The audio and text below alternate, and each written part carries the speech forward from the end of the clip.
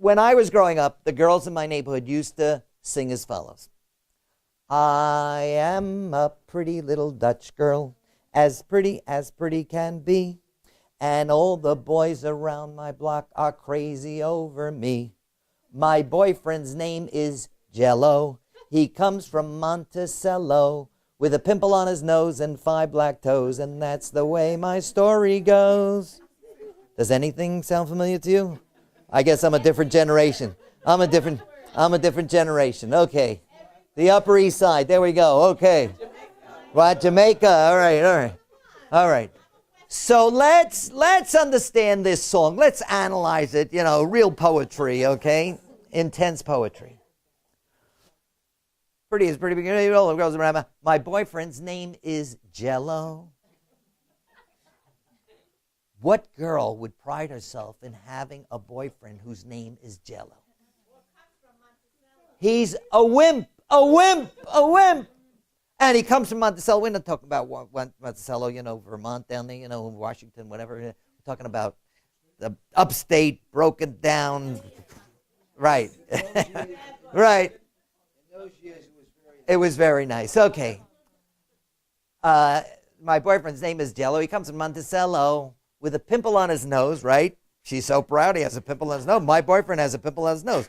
But what is Lauren Hutton has his face between those teeth, right? Everybody thinks it's the most beautiful thing in the world, right? Barbra Streisand's nose, if you love it, you love it. Doesn't make a difference if it's crooked, it's banged, it's shaped, and 5 black toes. All right, only my boyfriend has 5. In other words, when you are in love, you see things differently. And you can see beauty in what other people comprehend as ugliness or nothing.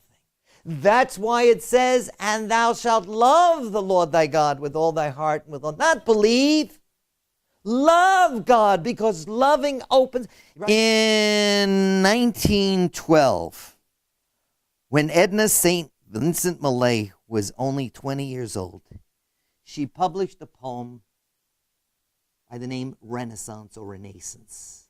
Renaissance. It's a long, epic poem, one of my favorite. And in this poem, it's a very, very, very religious poem. In this poem, she describes the world. And she says, I happen to have it here. I'm not going to read the whole thing to you, but I will read the beginning. All I could see from where I stood was 3 long mountains in a wood.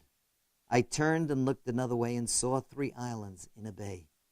So with my eyes, I traced the line of the horizon, thin and fine, straight around till I was come back to where I started from, and all I saw from where I stood was 3 long mountains and a wood. What Edna St. Vincent Millay is saying is that her world was so limited. It was so constricted. It was so small. I could reach up and touch the sky. The sky's not so high. I could reach up and touch it. And why was her world so small? Because all she saw in the world, she doesn't use this word, mind you, was tsuris, trouble. She saw trouble, suffering, pain, hardship. That's all she saw. All I could see from where I stood was 3 long mountains and a wood. I turned and looked the other way.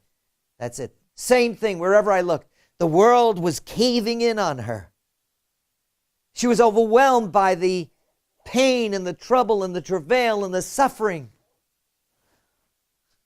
I turned and looked my gaze, and I saw a man in Capri. He was starving. He looked at me. I felt his hunger as my own.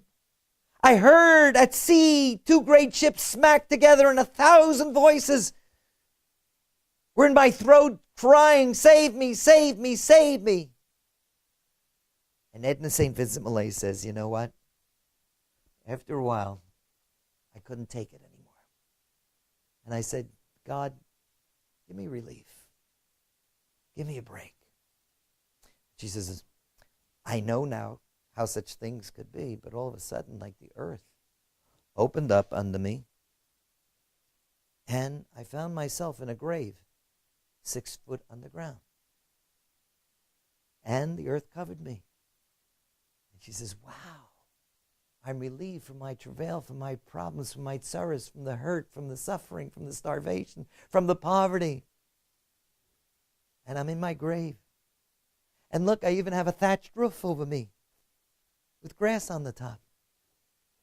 And suddenly it started raining. And she says, oh, the rain is kind to come and visit me in my new home. Isn't that nice? And then she says to herself, but you know what? I'm never going to see the rain again in my grave. I'm never going to see a drop of rain rolling down a blade of grass.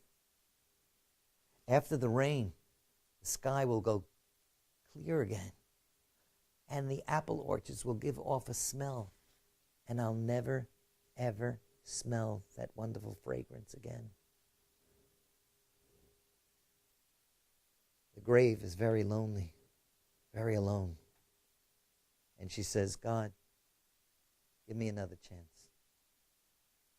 I know I didn't appreciate it, the world, when I was on. Just give me another chance.